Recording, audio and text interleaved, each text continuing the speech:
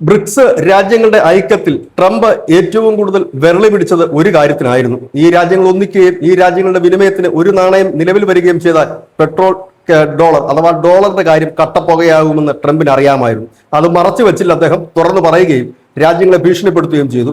നിങ്ങൾ ഡോളറിൽ വിനിമയം നടത്തിയില്ല എങ്കിൽ ഗുരുതരമായ പ്രത്യാഘാതം നേരിടേണ്ടി വരുമെന്ന്. പക്ഷേ ഇപ്പോൾ അറിഞ്ഞോ അറിയാതെയോ തന്നെ ഇപ്പോൾ എല്ലാവരും ഡോളറിൽ നിന്നും പതുക്കെ മാറി തുടങ്ങിയിരിക്കുന്നു. കഴിഞ്ഞ ദിവസം ഇറാനിൽ നിന്നും ഇന്ത്യയിലേക്ക് എത്തിയ 2 എണ്ണ ടാങ്കറിൽ നിന്ന് എണ്ണ വാങ്ങാനായി ഇന്ത്യ ഉപയോഗിച്ചത് ചൈനയുടെ ചൈനീസ് യുവാൻ ആയിരുന്നു.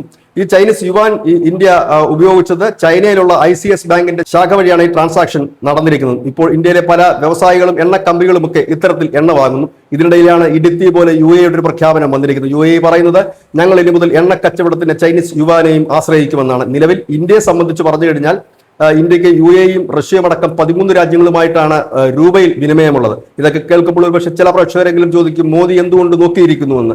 മോദിക്ക് മുൻപേ വന്നവർ ചെയ്തിരുന്നുവെങ്കിൽ ചൈനയ്ക്ക് മുൻപേ നമ്മുടെ നാണയവും യുവാൻ പോലെ എല്ലായിടത്തും പടർന്നു പന്തലിച്ചേനെ. നരേന്ദ്രമോദി വന്നതിന് ശേഷം മാത്രമാണ് 13 രാജ്യങ്ങളെങ്കിലും നമ്മുടെ പണം അംഗീകരിക്കാനും ആ പണത്തിൽ ട്രാൻസാക്ഷൻ നടത്താനും തയ്യാറായത്. ഏറ്റവും ഒടുവിൽ തയ്യാറായ രാജ്യത്തിന്റെ പേര് റഷ്യ. News desk Malayalam.